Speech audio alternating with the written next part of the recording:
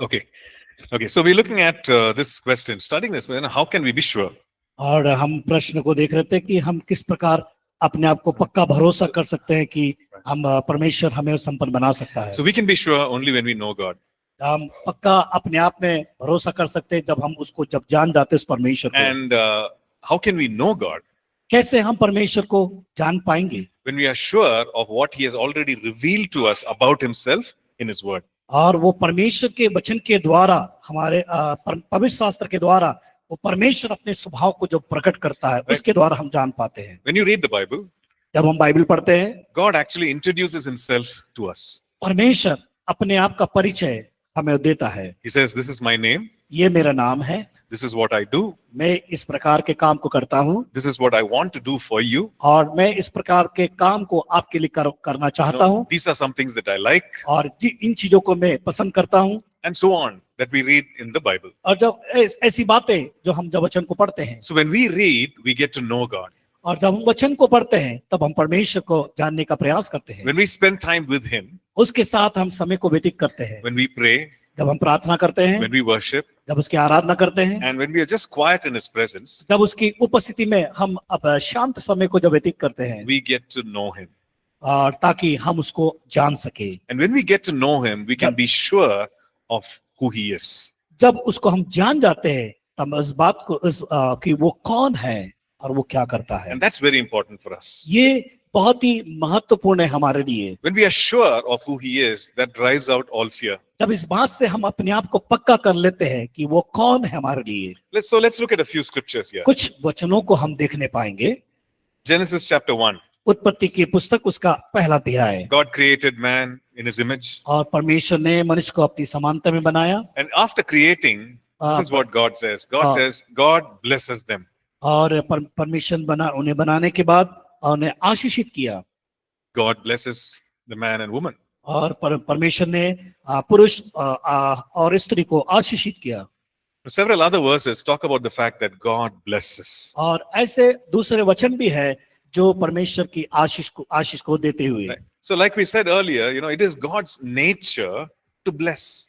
और ये परमेश्वर में पहले ही बताया, परमेश्वर का स्वभाव है हमें आशीष देने के बारे में। James chapter 1 and verse 17. पहला याकूब की पुस्तक, याकूब की पत्री उसका पहला अध्याय उसका 17 पद। It says every good gift and perfect gift comes from God. और हर एक अच्छे वरदान दान जो परमेश्वर की ओर से आता है या मिलता है। And from whom or with whom there is no change. There is no shade of variation of changing. और वहां पर हम देखते हैं कोई बदलाव नहीं, कोई परिवर्तन नहीं।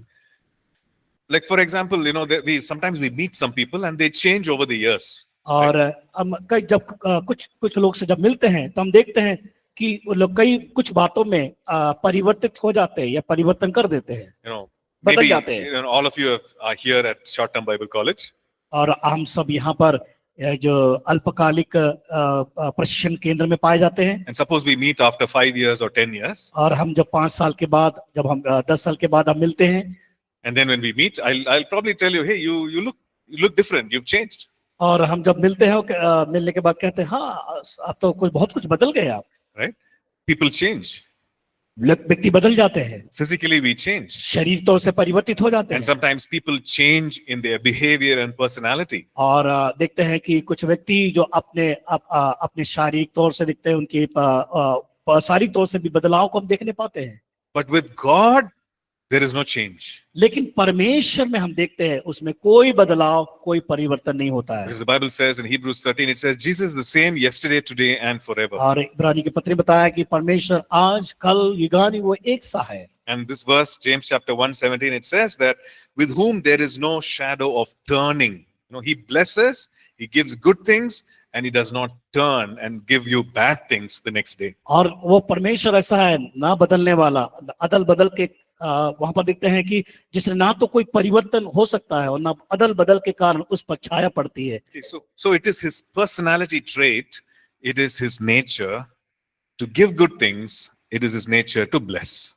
परमेश्वर की जो हम देखते हैं उसके प्रकृति में कि वो परमेश्वर का जो स्वभाव है वो ना बदलने वाला है। So we need to be sure of this. हम उस पर हमें पक्का भरोसा करना है। Every time we read these verses, और हमेशा हमें इन वचनों को पढ़ना है। we need to convince ourselves. और हम अपने आप में उस बात का स्वीकार करना है। Take these verses and renew our mind और उन वचनों को लेना है, हमारे मनों को नया बनाना and say, है। yeah, this is who God is. और ये परमेश्वर है हमारे लिए। This is what the Bible says God is. और ये वचन बताती है कि परमेश्वर कौन है, क्या है। So I cannot think anything apart from that. I और need to think in line with the word of God. मुझे परमेश्वर के वचन के अनुसार सोचना है, उसके ऊपर उन बातों को सोचना नहीं है मुझे। Right, Psalm 84 and verse 11. और भजन संहिता उसका 84 उसका 11 पद को It देखेंगे। says, the Lord God is a sun and shield. The Lord will give grace and glory. और 84 का 11 में इस प्रकार लिखा है, कोई एकदम पढ़े। The last part says, no good thing will he withhold from those who walk uprightly. क्योंकि यहोवा परमेश्वर सूर्य और ढाल है, यहोवा अनुग्रह करेगा और महिमा देगा, और जो लोग खरी चाल चलते उनसे वह कोई अच्छी वस्तु रखना छोड़ेगा। Right? Nothing good will he hold back from us. और लिखा है जो उनसे वह कोई अच्छी वस्तु रखना छोड़ेगा। So when do we doubt God? कब हम परमेश्वर पर शंका करते हैं? Can anyone answer that? When do we doubt God? कब हम परमेश्वर पर शंका करते हैं? बताए इसका उत्तर कोई? प्रश्न Anyone? कोई बता सकते हैं? कब हम शंका करते हैं परमेश्वर पे? When we ask for something and we don't receive it, right? Maybe immediately we don't receive it, or for some time we don't receive it. Okay? कई बार क्या होता है कि हम परमेश्वर से मांगते तो है, लेकिन तुरंत हमें उसका प्रत्युत्तर नहीं मिलता या हम प्राप्त नहीं कर पाते, जिस कारण हमारे अंदर शंका आ जाती है। What are other times when we doubt God? और कौन सा समय है जब हम परमेश्वर पर शंका करते हैं?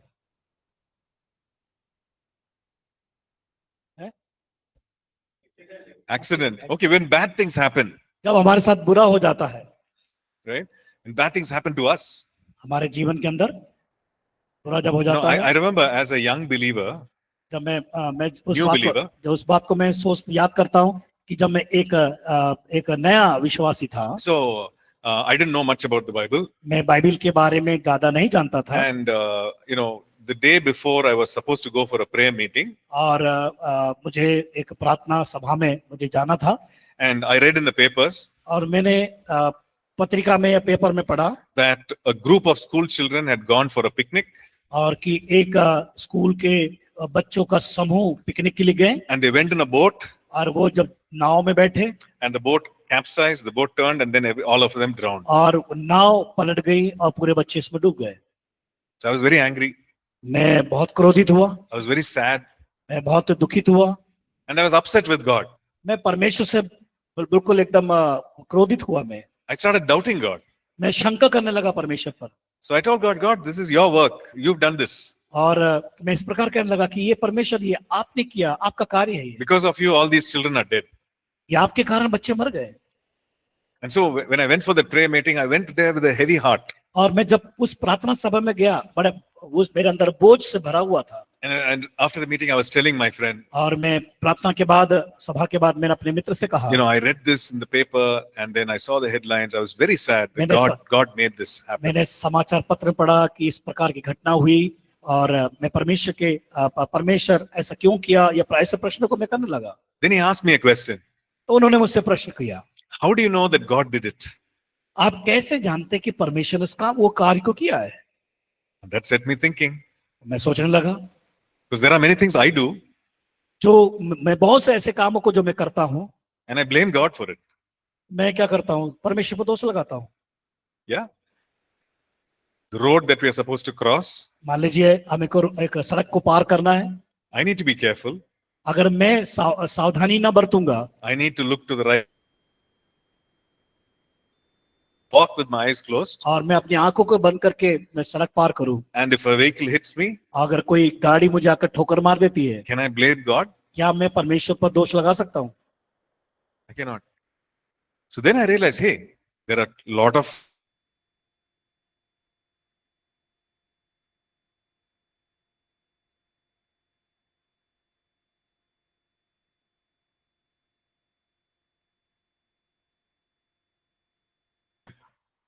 क्योंकि वो इसलिए हुआ क्योंकि उसमें बहुत सारे ज्यादा लोग थे नाव में।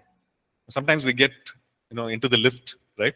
जब हम लिफ्ट में जब जाते हैं It says only 8 people. और उसमें लिखा रहता है केवल 8 व्यक्ति इसमें जा सकते हैं। 12 of us get in, अगर 12 लोग घुस गए उसमें, and the lift is not moving. उस क्या होगा, लिफ्ट नहीं सरकेगा नहीं वहां से। And we need to open the door, उसमें से कुछ लोग को बाहर कर देंगे, and then it will move. फिर उसके बाद वो चलेगा। So the same thing happened here. और यहाँ पर यही बात को हम देखते हैं। And so when bad things happen, we doubt God. जब बुरी चीज हमारे जीवन, बुरी चीजों को हम जब देखते हैं, जब होता है, तो परमेश्वर पर हम शंका करना शुरू कर देते We हैं। forget all that God says about himself in the Bible. और बाइबल में परमेश्वर जो अपने बारे में बताता है, उन बातों को हम कई बार भूल जाते हैं। When bad things happen to us, जब हमारे साथ बुरा हो जाता है, when we go through difficult seasons, और जब हम उस समस्या के मौसम में होकर जब चलते हैं, we should remember that हम- the goodness of God does not change. लेकिन एक बात इस समझना है, हम भूल भी जाते हैं कि परमेश्वर हमारे लिए अच्छे कामों को करता है।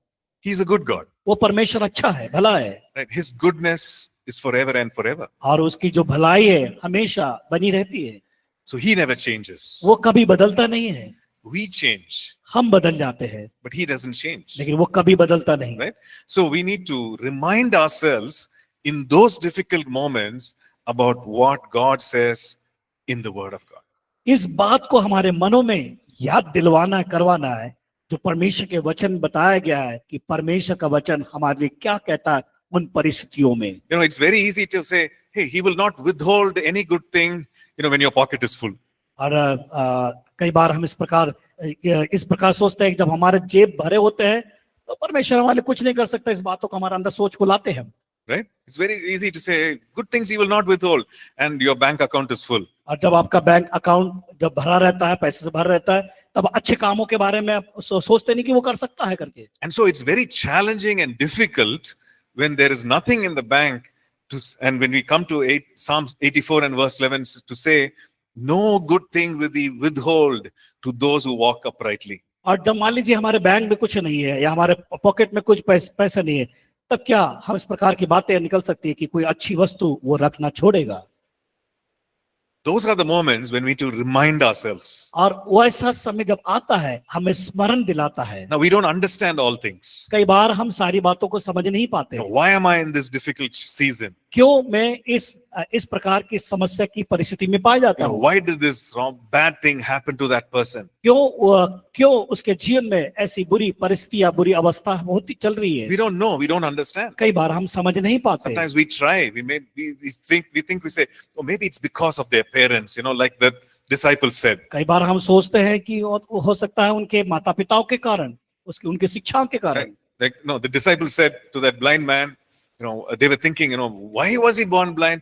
Was it because of the parents' sin, or was it because his sin? अंधे व्यक्ति के बारे में देखते हैं, चिर लोग कहते हैं कि सोचने लगे, कहने लगे कि हो सकता है इनके माता पिताओं के पापों के कारण हुआ होगा। Sometimes we think like that. कई बार हमारी सोच इस प्रकार की होती है। And we don't understand all things. ये सारी बातें समझ नहीं पाते। There are too many factors. और बहुत कई प्रकार के जो स्तर पा जाते हैं, सोच होते हैं। But one thing we can be sure of, लेकिन एक बात से हमें पक्का भरोसा करना है, that God is a good God. वो परमेश्वर भला परमेश्वर है। That Jesus is the same yesterday, today, and forever. वो यीशु आज, कल और युगानुयुग एक सा है। And every good gift and perfect gift is from Him. और अच्छा वरदान, सब कुछ दान वो परमेश्वर की ओर से है। Right? So those are the times, difficult times, when we need to remind ourselves over and over again about what the Bible says who God is. जब हम किसी परिस्थिति में, समस्या में होकर जाते हैं, परमेश्वर का वचन हमें बार बार याद दिलाता है कि वो परमेश्वर कौन है और परमेश्वर हमारे लिए क्या कर सकता है। Right? So these verses teach us that it's God's nature to bless. और ये वचन हमें सिखाता है परमेश्वर के स्वभाव के बारे में। Let's look at one more verse. एक और वचन देखेंगे, Isaiah chapter 9 and verse 6.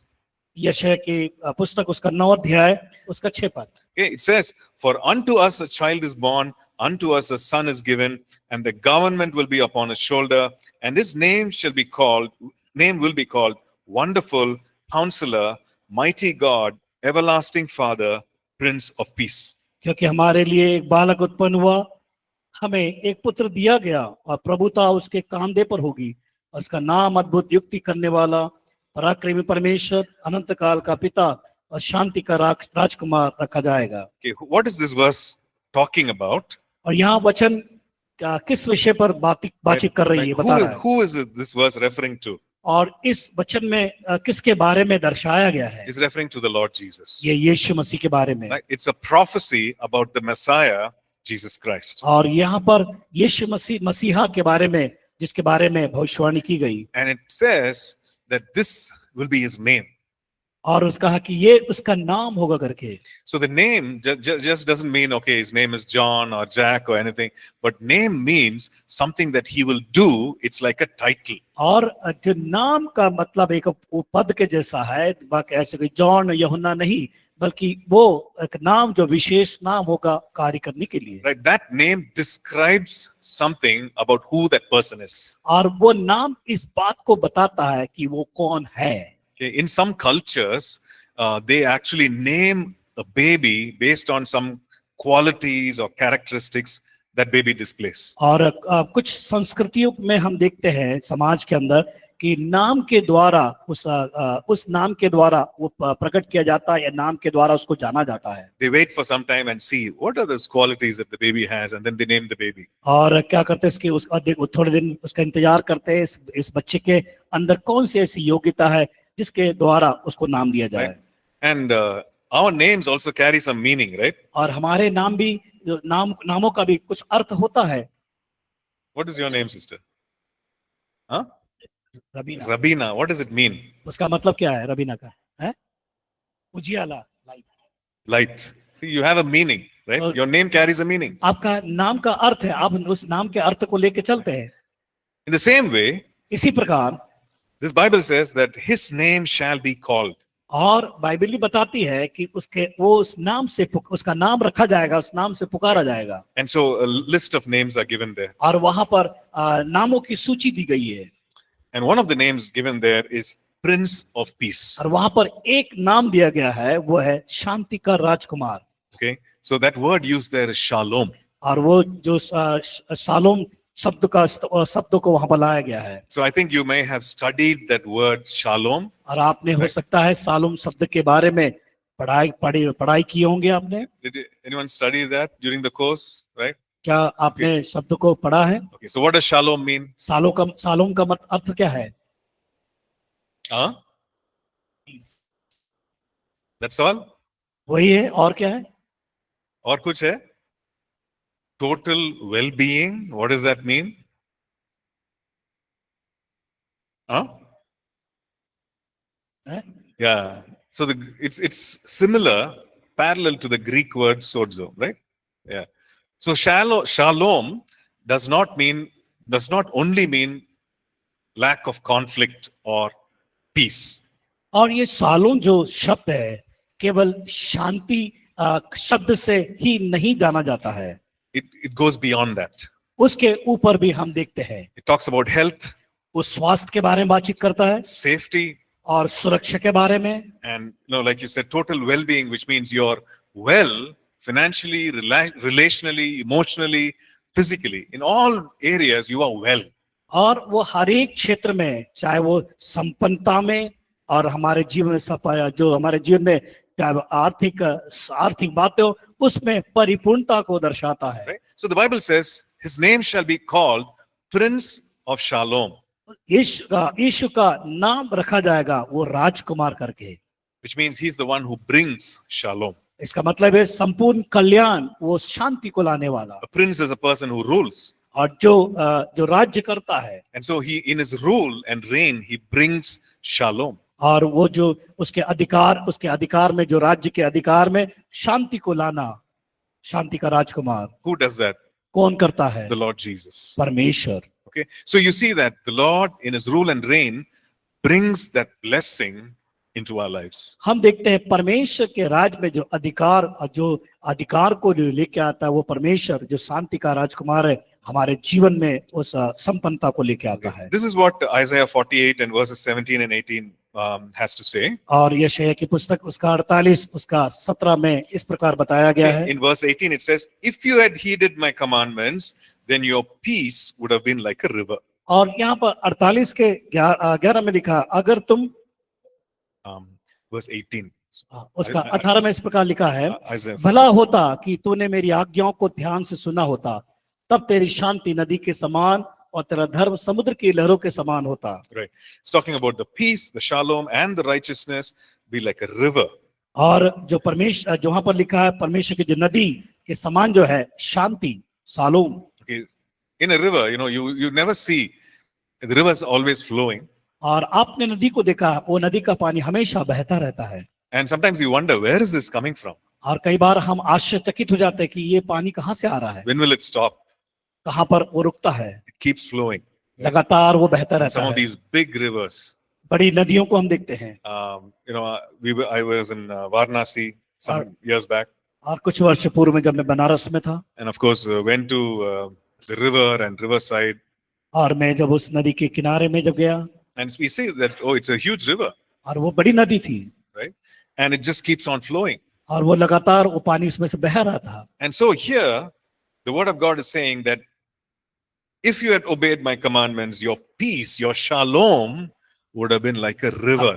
और लिखा है कि अगर तुम मेरी आज्ञाओं को मानोगे, वचन कहता है, तो परमेश्वर की नदी के समान वो शालोम जो शांति वो देता है। So which means that God wants to bring shalom into our lives. इसका मतलब है परमेश्वर हमारे जीवन के अंदर शांति को लेके आता है। Then we might have this question. तब हम इस प्रकार का प्रश्न का सामना करते हैं, Maybe God wants to bless that person, but not me. परमेश्वर उस व्यक्ति को, दूसरे व्यक्ति को आशीष करना चाहता है, लेकिन मुझे नहीं। Right? God wants to bless, I understand, I believe that God is a God who blesses, but He's blessing others, but not me. हम परमेश्वर को समझ पाते हैं और समझ जाते हैं कि कहते हैं कि परमेश्वर उस व्यक्ति को आशीषित किया, वो आशीष देता है, लेकिन मुझे वो आशीष नहीं देता है। Right? We need to understand that as much as it is God's nature to bless, it is also God's nature to be impartial. परमेश्वर का जो स्वभाव है वो आशीष को देना तो चाहता है, लेकिन वो किसी परमेश्वर पक्षपाती नहीं है। Right? He is an impartial God. परमेश्वर कोई पक्षपात नहीं करता। And that's what we read in a couple of verses here. और यहाँ पर हम कुछ वचनों को हम पढ़ते हैं। Acts chapter 10 and verse 34. प्रेरितों काम की पुस्तक 10 अध्याय उसका 34 पद। Peter says, in truth I perceive that God shows no partiality. और वहां पर कहता है पतरस कि परमेश्वर किसी के साथ पक्षपात को नहीं करता है। Okay, we read this verse the first time we met when we studied about the Holy Spirit. जब हमने पवित्र आत्मा के ऊपर अध्ययन किया था, तब हमने इस वचनों को उस समय पढ़ा था। Okay, so here Peter was experiencing the outpouring of the Holy Spirit among the Gentiles. और ये देखते हैं कि जब पतरस क्या कर रहे हैं कि जो अन्य जाति हैं उनके ऊपर जब पवित्र आत्मा का अभिषेक को पाया, उस समय उस बात को कह रहा है। In the house of Cornelius. Cornelius के घर में।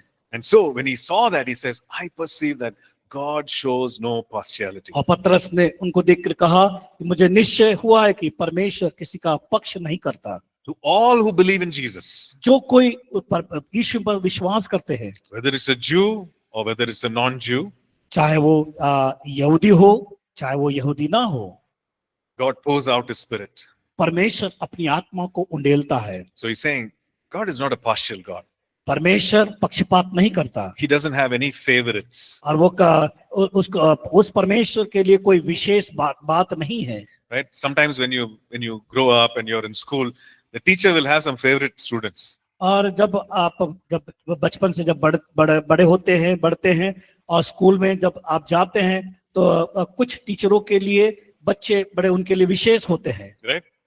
The teacher will overlook their wrongs. और टीचर क्या करते हैं, ज्यादा उनका देखभाल करते हैं, उनके बारे में सोचते हैं। Right? And even if they do anything wrong, the teacher will not mind it. अगर वो बच्चा कोई गलत भी करे तो वो टीचर उसके ऊपर ध्यान नहीं देता है। There's some partiality. पक्षपात का काम होता है। But with God, there's no partiality. लेकिन परमेश्वर के साथ किसी प्रकार का पक्षपात की बातें नहीं है। Psalm 145 verse 9 says, the Lord is good to all.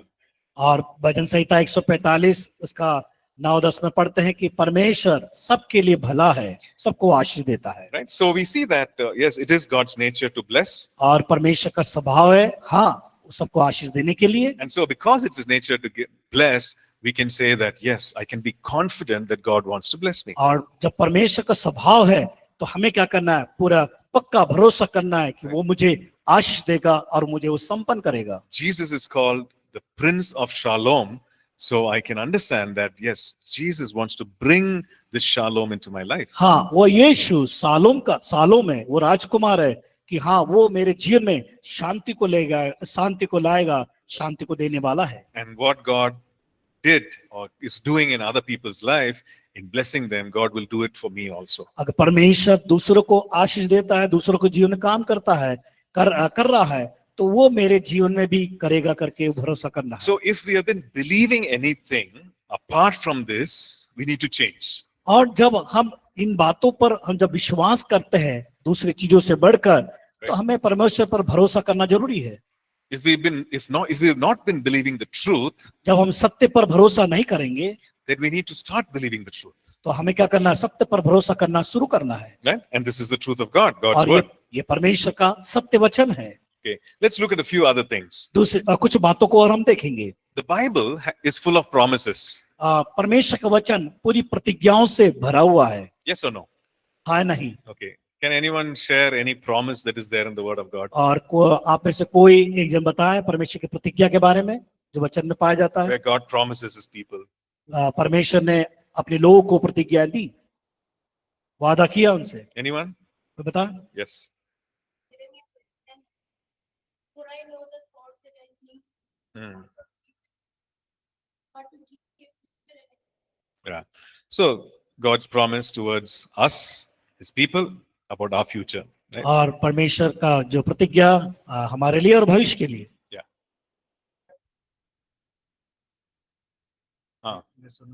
Yes.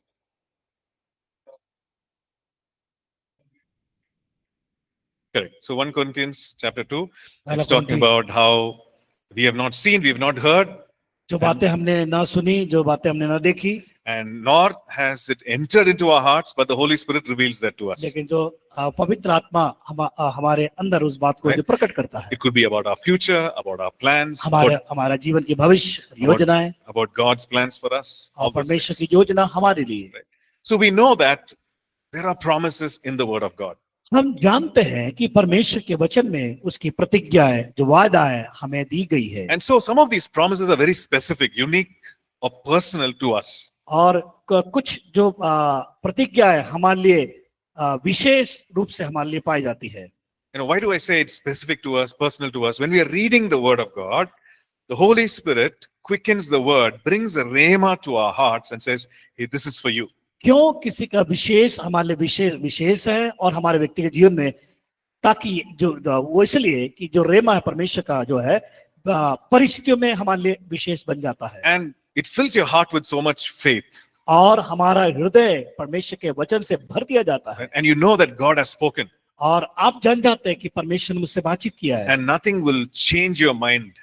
और क्या करेगा? मेरे मन को बदल नहीं पाएगी। Right? You know that God has spoken.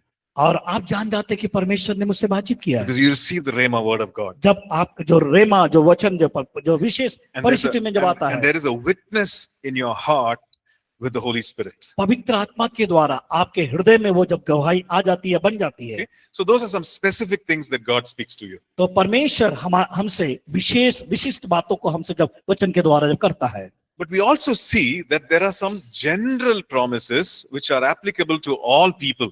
और हम वचन में हम ये इस बात को भी देखने पाते हैं कि परमेश्वर के जो सामान्य वादे लोगों के लिए भी है। Let's look at some general promises. हम सामान्य वादों को भी हम देखेंगे। Okay, Psalm chapter 1 and verse 1. भजन संहिता 1 उसका 1 से 3 पद। Right? It says, "Blessed is the man who walks not in the counsel of the ungodly." और वहां पर देखते हैं कि वो व्यक्ति आशीषित है जो बुराई के मार्ग पर नहीं चलता है। Okay, it talks about what this man does not do. First of all, verse 1. हम पहला पद को देखते हैं कि वो व्यक्ति क्या नहीं करना चाहिए। Okay. So he says he does not stand in the counsel of the ungodly, और वो पापियों के मार्ग में खड़ा नहीं होना चाहिए, and nor stands in the path of sinners, और ना ठट्टा करने वाले के मंडली में बैठना है उसे, nor sits in the seat of the scornful.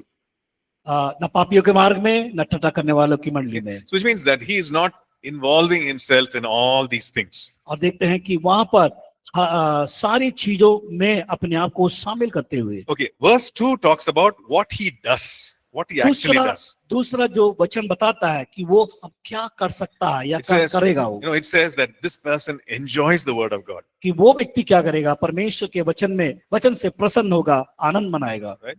Sometimes we can endure or we can enjoy.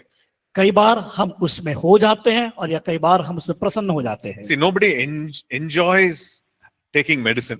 और जो कई लोग हैं दवा लेने में आनंद को नहीं मनाते हैं, Right? It is bitter. वो उस कड़वा होता है It tastes like, so bad, और उसका स्वाद बहुत ही बेकार होता है, and we don't enjoy it. हम उसमें मजा नहीं करते दवाई को खाने में, But we endure it. लेकिन हमें उसमें हो जाते या हमें लेना ही पड़ता है। Why? Because it's good. क्यों? क्योंकि वो हमारे लिए अच्छा है, It does good things. हमारे लिए अच्छाई को लेके आता है। So we're not talking about enduring here. हम उसको लेने वाली बातों के लिए बातों पर बात नहीं कर रहे हम। This verse talks about a person who enjoys the word of God. और यहाँ पर जो परमेश्वर का वचन जो बता रहा है कि जो उसकी व्यवस्था उसके वचन से जो प्रसन्न होता है उसके बारे में, And it talks about certain things that happen to him. और कुछ ऐसी बातों को बता रहा है जो उसके जीवन में होता है। Verse 3 talks about the promise or what happens to such a person. और तीसरा वचन जो परमेश्वर की प्रतिज्ञाओं को, ये वादे को बताता है जब वो व्यक्ति उस व्यक्ति के It लिए, says he shall be like a tree planted by rivers of water, वो उस वृक्ष के समान हो जाता है, बहती नाली के किनारे लगाया गया है, and he's bearing fruit in its season, और अपनी ऋतु में फलता है, and also the leaves also do not wither. उसके पत्ते कभी मुरझाते नहीं। He says whatever he does shall prosper. जो कुछ वो करता है उसके काम सफल होते हैं। Right? This is the blessing that God brings into a person.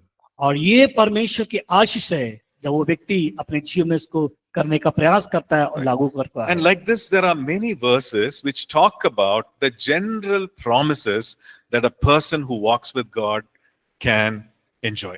और परमेश्वर के बहुत से ऐसे वचन हैं जो बताया गया है जो हर एक व्यक्ति के लिए सामान्य वायदे प्रतिज्ञा प्रभु ने परमेश्वर ने दिया है, जो उसकी बातों को मानते हैं उसके अनुसार चलते हैं। So this is for all people.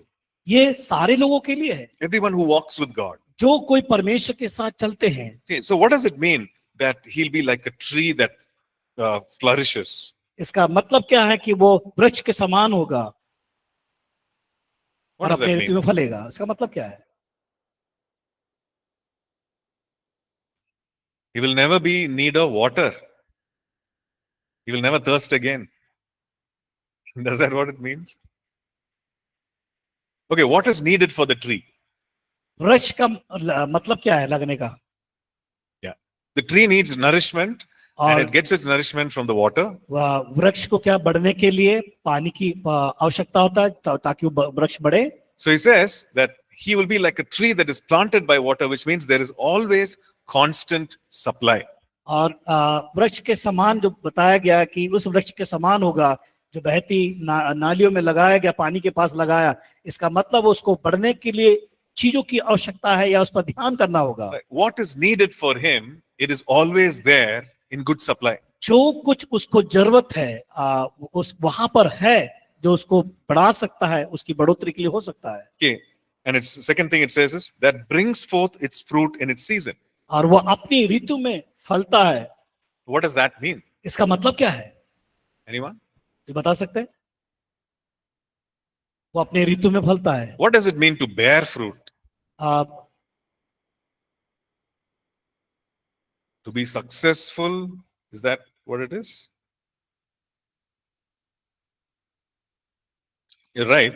Yeah. Sorry? Yeah. Blessed in every season. So it says that brings forth its fruit in its season, right? लिखा अपनी ऋतु में वो फलता है। So we know that the tree, maybe if it's a fruit bearing tree, और उदाहरण हम देखते हैं कि वो अगर वो वृक्ष है जो फल को देने वाला, it is supposed to bear fruit. और वो वृक्ष उसको क्या है, फलों को देना है। So as a person, as a human being, अगर हम मानव होने के नाते maybe you are doing certain things हम कुछ ऐसे कामों को करते हैं, and you are doing it because you want to be successful, you want आप to उस be productive, आप उस काम को कर रहे हैं कि ताकि आप अपने जीवन में सफलता को पाए, right? So, फलवंत हो सके। so just like the tree being fruitful, the Bible says that you being a human being, you being a person, you will be fruitful, you will be productive. जिस प्रकार हम देखते हैं यहाँ पर उदाहरण बताया वृक्ष के बारे में कि वो फल को देता है, उसी प्रकार हमारे जीवन के अंदर उस वृक्ष के समान बढ़ना है ताकि हमारे जीवन से भी फल को देख सके। Okay, and it says that his leaf will not wither and whatever he does shall prosper. जिसके पत्ते कभी मुरझाते नहीं हैं और वो पुरुष सफलता को प्राप्त करता है। Okay, so when we see some leaves withering, और हम देखते हैं कि अगर कुछ पत्ते पेड़ों से जब गिरते हुए, we see that something's wrong with that tree, इसका मतलब यह है कि उस पेड़ के साथ कुछ कमी है, कुछ घटी है उसकी। right? It's not receiving its nutrition, the So- life is going away. तो इसका मतलब यह है कि हम देखते हैं कि उसको सही पोषण नहीं मिल रहा, उसके साथ सही नहीं हो रहा, गलत हो रहा है। But the Lord says, this man will be blessed. परमेश्वर का वचन कहता है पत्ते के समान है, वो व्यक्ति सफल होगा, आशीषित होगा। Okay, okay, let's look at one more verse. एक और वचन देखेंगे। When we consider Genesis 12, और उत्पत्ति 12, okay, we read this yesterday. हमने कल पढ़े। The Lord calls Abraham. परमेश्वर ने अब्राहम को बुलाया He says, you move out of this country and you go to a land where I'm showing you. और तुम अपने देश को छोड़कर उस देश को जाओ जो मैं दिखाता हूँ। And he says, I will make your name great and I will bless you. और मैं तेरे नाम को मैं महान बना लूंगा और तुझे आशीषित करूंगा मैं। Right? So who's saying this? कौन कह रहा है? God is telling Abraham, you will be blessed, your name will be great. और कहते हैं मैं तुझे आशीष दूंगा और तेरा नाम महान होगा। So was Abraham blessed? क्या अब्राहम आशीषित हुआ? Yes. Yesterday we read some of those verses कल हमने कुछ वचनों को हमने पढ़ा था, which talks about how Abraham was blessed. कैसे अब्राहम आशीषित हुआ। Right? Materially he was blessed. और भौतिक वस्तुओं से वो आशीषित किया Right? गया। And we looked at those verses. उन वचनों को हमने देखा That his servant was actually testifying about Abraham. और देखते हैं कि उसके दास लोग स्वामी के बारे में बता रहे हैं, गवाही दे रहे हैं। And he was saying, I'm Abraham's servant. The Lord has blessed my master greatly. And he's talking about the flocks and herds and gold and silver and all और that. वो दास उस स्वामी के बारे में बता रहा कि मेरा स्वामी भेड़ बकरियों के द्वारा, गाय जानवर बैल के द्वारा वो किस प्रकार वो आशीषित हुआ। In what other ways was Abraham blessed? और कौन सा जो दूसरा तरीका था, उस तरीका को उसने पाया जो अब्राहम आशीषित किया गया। He knew God. उसने परमेश्वर को जाना। Right? God is saying, I'm about to do these things and how can I not share it with Abraham? God saying, I'm about to do this. How can I not share it with Abraham? परमेश्वर तो करना चाहता था, लेकिन कैसे Abraham उस बात को जान पाएगा? Right? No, he says, how can I not share it with Abraham? How can I hide it from Abraham? मैं कैसे उससे छिपा सकता हूँ? Right? He was a friend of God. और वो परमेश्वर का मित्र था, He knew God. वो परमेश्वर को जानता था। God gave him victory. परमेश्वर ने उसको सफलता दी या विजय दिया। God blessed his children. परमेश्वर ने उसके बच्चों को आशीषित किया, उसको संतान को। God did the supernatural, the miraculous in his life. परमेश्वर ने उसके जीवन में अलौकिक अद्भुत कामों को उसने किया। So in all these ways, इन सारे क्षेत्रों में Abraham was blessed. अब्राहम आशीषित हुआ। Okay. So we read about the blessing of Abraham. हम जब पढ़ते हैं अब्राहम के जीवन में जो आशीष को, Now the wonderful thing that we see, तब अद्भुत बातों को हम देखते हैं यहाँ पर।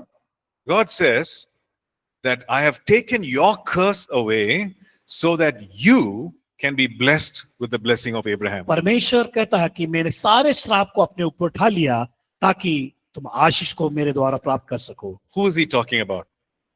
कौन वहां पर उस बात वार्तालाप कर रहा है? He's कौन बात talking कर रहा about us. है? वो किसके बारे में बता रहा है? वो हमारे बारे में। Right? He's talking about you and I मैं और आप who have received Jesus into our lives, हमारे जीवन में जब यीशु को हमने प्राप्त ग्रहण किए, like who have believed on what Jesus did for us on the cross. जब हमने इस बात पर विश्वास किया कि यीशु मसीह ने हमारे लिए क्रूस पर क्या किया। Okay, let's look at Galatians 3 verses 13 and 14. Galati की पत्री उसका 3 अध्याय उसका 13 और 14 पद को देखेंगे। Okay, what does it say? It says, Christ has redeemed us from the curse of the law. और वो देखते हैं कि प्रभु यीशु मसीह ने हमारे श्रापों को हमारे जीवन से उसने दूर किया। It says he redeemed us from the curse of the law, having become a curse for us. और उसने हमें उस श्राप से हमें छुड़ाया और जब श्रापित थे। Verse 14. उसका 3 का 14 पढ़े। It says that the blessing of Abraham might come upon the Gentiles in Christ.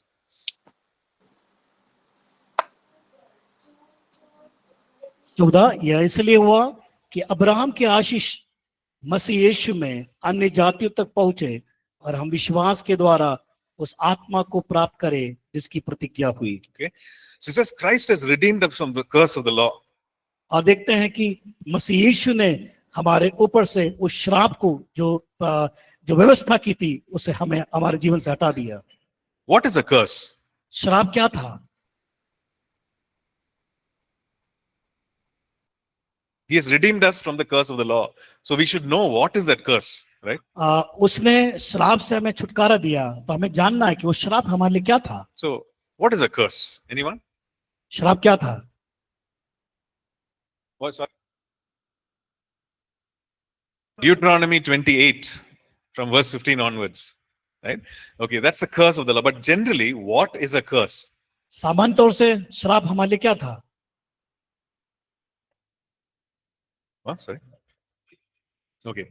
Yeah, but explain, what is a curse? When you say a curse, when you say blessing, we understand. What is a curse? जैसे हम आशीष के बारे में बात करते हैं, लेकिन उसी प्रकार श्राप क्या है?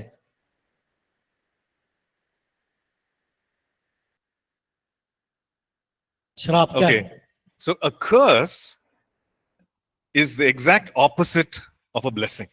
और हम देखते हैं कि जो श्राप है वो आशीष का विरोधी है या विरोध का हम देखते हैं। Right? Exact opposite. उसका विरोधी विरोधाभास को हम देखते हैं वहां।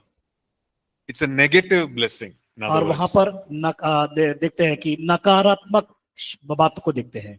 a blessing is good, आशीष हमारे लिए अच्छी है a curse is bad. लेकिन श्राप हमारे लिए बुरा है। If health is a blessing, और स्वास्थ्य हमारे लिए आशीष है, then the opposite of that is a curse. और उसके विरोध में हम देखते विरोधाभास देखते हैं कि वो हम श्राप है। Right? So a curse is a negative blessing. और जो श्राप है हमारे लिए नकारात्मक आशीष है। Right. So here he says that Jesus has redeemed us from the curse of the law. और यहाँ पर देखते हैं यीशु मसीह ने हमें श्राप से हमें छुड़ाया। Okay. And like he shared, Deuteronomy 28 verse 15 onwards till the end of the chapter talks about the curse of the law. व्यवस्था विवरण 28 का उसका 15 से जब हम पढ़ते हैं आखिरी पद तक, Right. वहां पर श्राप के बारे में पूरा बातों को दर्शाया Talks गया about है। all the negative things, disease and death and हर एक poverty and all those things happen in that. और उसमें हर एक नकारात्मक बातें बताई गई है जो कि बीमारी के बारे में और बहुत से ऐसे श्राप के शब्दों को वहां Like दर्शाया गया है। a lot of terrible things are listed there. और वहां पर बहुत से बहुत ही कठिन बातों को हम देखते हैं वहां पर। But it says here that Jesus has redeemed us. लेकिन हम यहाँ पर देखते हैं कि यीशु मसीह ने उस श्राप को हमारे ऊपर से हटाया या छुटकारा He दिया। has taken us out. उसने हमारे ऊपर से हटा दिया And in the place of the curse, he has given us the blessing of Abraham. और हम देखते हैं उस श्राप की जगह यीशु मसीह ने अब्राहम की आशीष को हमें दी गई है। And he also says that we might receive the promise of the Holy Spirit through faith. और उसने इस बात से प्रतिज्ञा की, आत्मा के द्वारा उसने हमसे प्रतिज्ञा किया और विश्वास को दिलाया है। Okay. And if you go to verse 29, the same chapter, Galatians 3, 3 अध्याय के गलती 3 अध्याय के उसके 29 पद को हम जब देखते हैं, right?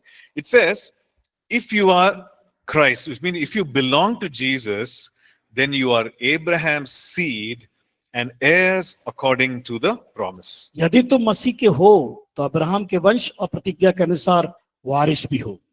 So the blessing of Abraham comes to the seed of Abraham. और जब अब्राहम की जो आशीष है अब्राहम के वंश में हम देखने पाते हैं। just because we belong to Jesus. Just because we belong to Jesus. क्योंकि हम जब यीशु मसीह पर जब विश्वास करते हैं Okay, so उसके द्वारा the Lord Jesus has redeemed us from the curse and he has blessed us with the blessing of Abraham. यीशु मसीह ने हमको उस श्राप से हमें छुटकारा दिया और वो अब्राहम की आशीष को हमारे जीवन के अंदर उसके द्वारा प्रदान की गई। Okay, another question. Why are we studying all this? और अगला जो प्रश्न है कि हम क्यों इन बातों का अध्ययन कर रहे हैं? Because we might look into all the details, go deep, and then forget why we are studying this, right? और हम जब इतनी गहराई से बातों को पढ़ रहे हैं और हम क्यों इस विषय को अध्ययन कर रहे हैं करके, Why are we studying these things? क्यों हम अध्ययन कर रहे हैं? For us to understand that it is God's guarantee to bless his people. और इसलिए अध्ययन कर रहे हैं कि परमेश्वर ने जो हमसे प्रतिज्ञा किया, उसने हमसे वायदा किया है, उस वायदा को हम अपने जीवन में पा सके, So that we can be confident that it is God's will to bless us. और हमारे अंदर वो शामिल हो जाए आशीष कि परमेश्वर हमको आशीष देगा, उस संपन्नता की प्रतिज्ञा को जो उसने दिया है वो हम उसको प्राप्त करेंगे। So we can be confident only when we know that God, or when we know God. जब हम आशा में अपने पक्के हो जाएंगे कि परमेश्वर हमारे लिए करता है और वो उसको हम जब जान जाते हैं, जब उसको हम पहचान जाते हैं। And all these scriptures that we are studying talks about what God did for us and what he is continuing to bring into our lives. और जब हम इन वचनों को जो सीखते हैं कि परमेश्वर ने हमारे लिए क्या किया और हमारे लिए वो क्या कर सकता है, ताकि उसको और अधिकाई से जान सके और हम अपने जीवन में सफलता को प्राप्त कर सके। So we are blessed with the blessing of Abraham. हम आशीषित हुए अब्राहम की आशीषों के द्वारा। You know, so every day when we get up, you can say, you know, the curse has been taken off my life. और जब हम सुबह रोज उठते हैं, हम इस प्रकार कहें कि मेरे श्राप को हटा दिया गया है। I've been redeemed from the curse. मुझे श्राप से मैंने छुटकारा पा लिया है। I belong to Jesus. मैं यीशु का हो गया हूँ। And I'm blessed with the blessing of Abraham. और मैं आशीषित हुआ हूँ अब्राहम के आशीष के द्वारा। And you can make a study of the blessing of Abraham. और आप क्या करें, आप अब्राहम के आशीष के बारे में अध्ययन को प्रारंभ In करें। what ways was he blessed? वो किस तरीके से उसने किसके तरीके के द्वारा उसने अपने जीवन में आशीष को पाया। And so you can say, you know, I am blessed in the same way. और मैं भी उसी प्रकार आशीषित होऊंगा। Okay, let's move on to another thing. अगले हम बात को देखेंगे। The covenant of blessing. परमेश्वर की वाचा की आशीष। We are in a covenant with God. We are in a covenant with God. हम लोग परमेश्वर के वाचा के अनुसार है। So God has made a covenant with us. परमेश्वर ने हमसे प्रतिज्ञा या वाचा को बांधी है। And we are in this New Testament times, we are in a better covenant, the Bible says. और हम इस नए नियम के वाचा में पा जाते हैं, पुरानी वाचा से बढ़कर। Right? And when we look at the Bible, we see that in the Old Testament times, God made a covenant with people. और पुराने नियम में हम देखते हैं कि परमेश्वर ने अपने लोगों के साथ वाचा को बांधा या प्रतिज्ञा की। He made a promise. उसने प्रतिज्ञा की लोगों के And साथ। as part of that promise, he says that I will take care of you. और उस वाचा में उसने ये कहा कि मैं तुम्हारा ध्यान करूंगा। You know, I will be your protection. मैं तुम्हें सुरक्षा दूंगा। I will be your provision. मैं तुम्हारे लिए उपाय करूंगा। So all that people enjoyed because of the covenant. और इन सब बातों में आनंद व्यक्ति करता है इसलिए कि परमेश्वर ने उसके साथ प्रतिज्ञाओं को किया है। And we are also covenant people.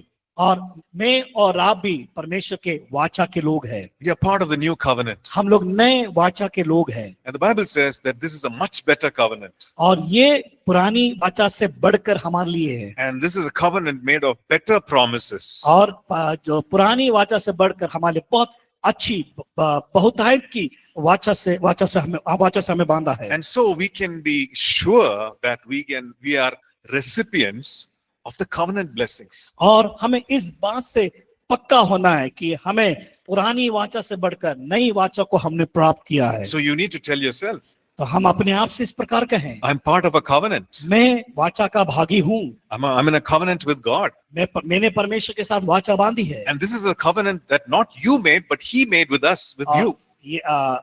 मैंने वाचा नहीं बांधी बल्कि तूने वाचा बांधी है कि मैं आपके साथ बना रहा हूँ। And as part of that covenant, और जब उस वाचा के जब भागी हम होते हैं, I qualify मैं योग्यता को प्राप्त करता हूँ to receive covenant blessings. और ताकि उसके द्वारा उस वाचा के द्वारा मैं आशीष को प्राप्त कर सकूं।